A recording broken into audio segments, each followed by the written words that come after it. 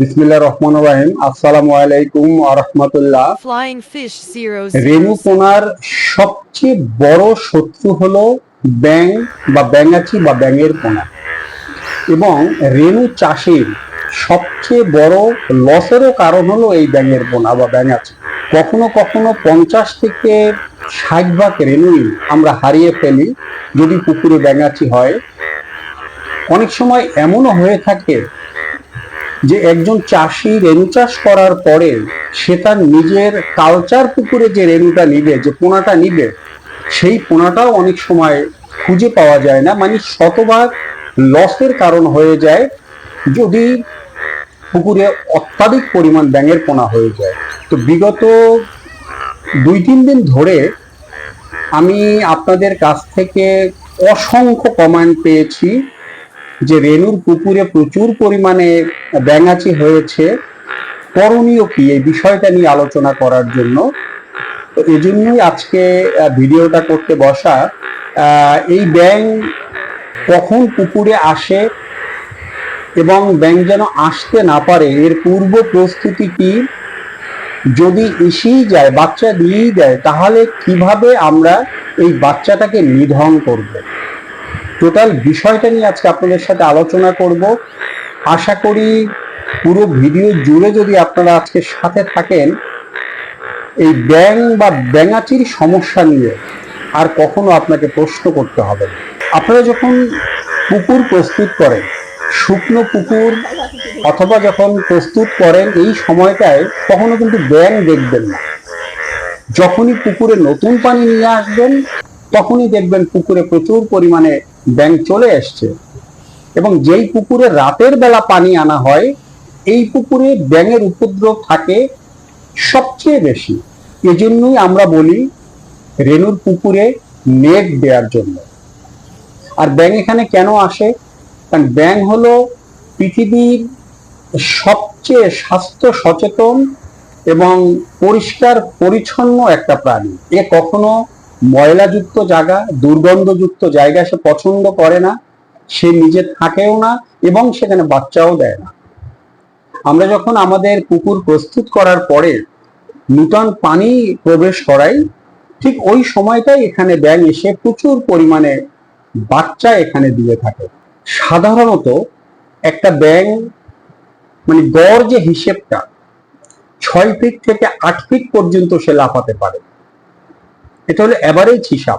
কখনো কখনো 10 fit, 12 fit, 14 fit পর্যন্ত, মানে ব্যাঙের শ্রেণী অনুসারে এবং সাইজ অনুসারে 14 ফুট পর্যন্ত সে লাফাতে পারে। তা এই জন্য আমাদের সর্বাগ্রে দরকার রেণুর পুকুরে পানি প্রবেশ করানোর আগে চারপাশে অবশ্যই 7-8 ফিট চড়া যে নেটগুলো আছে, এই নেটগুলো স্থাপন করা।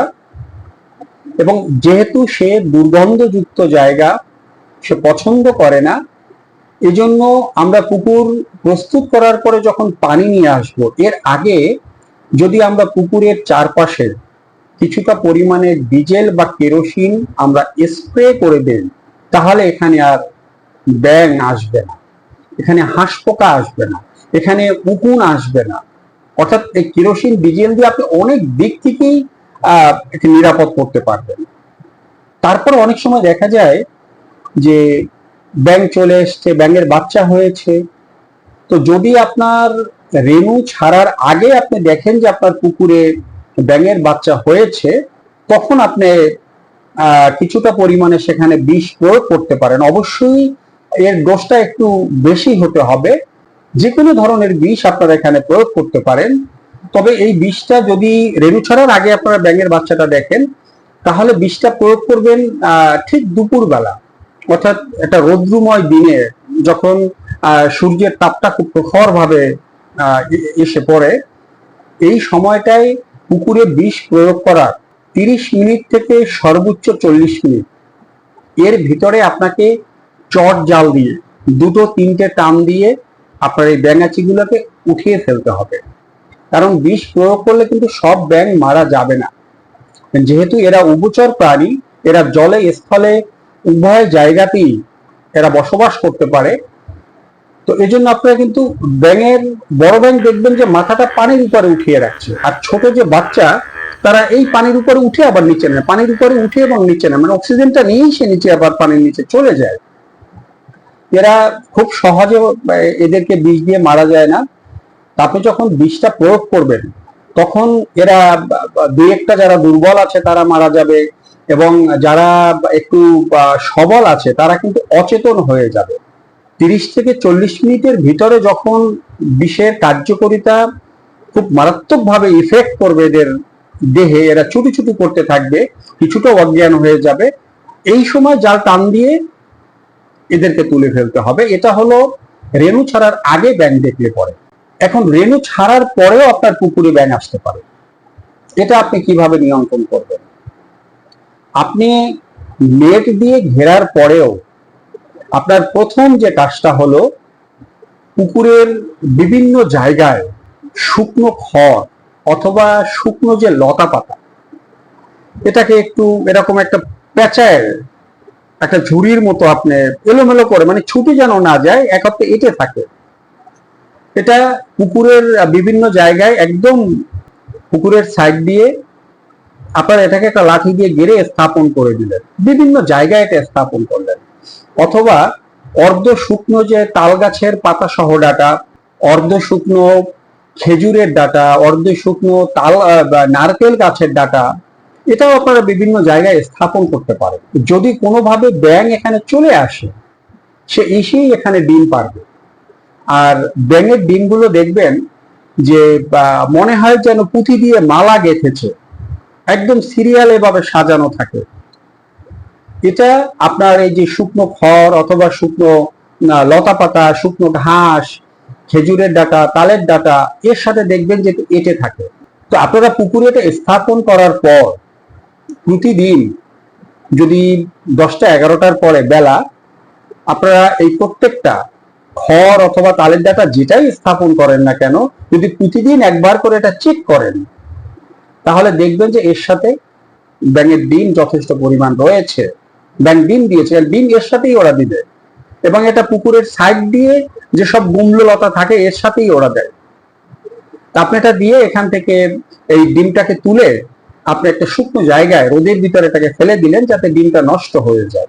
এরপরও যদি আপনার পুকুরে ব্যাঙাচি হয়ে থাকে, সাধারণত 50 থেকে 60 ভাগ রেণুপোনা এরা খেয়ে ফেলে, মেরে ফেলে। রেণুপোনার জন্য আমরা যে সম্পূরক খাদ্যটা দিই, এই খাদ্যের উপর এরা ভাগ বসায়। আপনি পুকুরে যখনই পোনার জন্য সম্পূরক খাদ্যটা দিবেন, সেটা পাউডার ফিড ভাসমান অবস্থায় দেন আর হাতে তৈরি ডুবন্ত খাদ্যটা আপনি দেন। খাদ্য দেওয়ার সাথে সাথে দেখবেন যে রেণু আসার আগে পর্যাপ্ত পরিমাণে ব্যাঙের পোনা এখানে এসে গেছে। এরা প্রচুর পরিমাণে খাদ্যটা গ্রহণ করে, সম্পূরক খাদ্য। এরা খাদ্য গ্রহণ করে, এরা রেণুর জায়গাটা দখল করে, এরা অক্সিজেনে ভাগ বসায়, এবং এরা উপরে উঠে যখন আবার নিচে চলে যায়, মুখটা হাঁ করে এরা নিচে চলে যায়, এই সময় মুখের সামনে অসংখ্য পরিমাণে রেণু পড়ে, এটা চাপ দিয়ে রেণুটাকে মেরে ফেলে। অনেক সময় রেণু পেটটাকে এরা কেটে দেয়। আর যখন ব্যাঙটা একটু বড় হয়, মানে লেজটা পড়ে যায়, এই সময় এরা রেণু পোনা খেয়েও থাকে।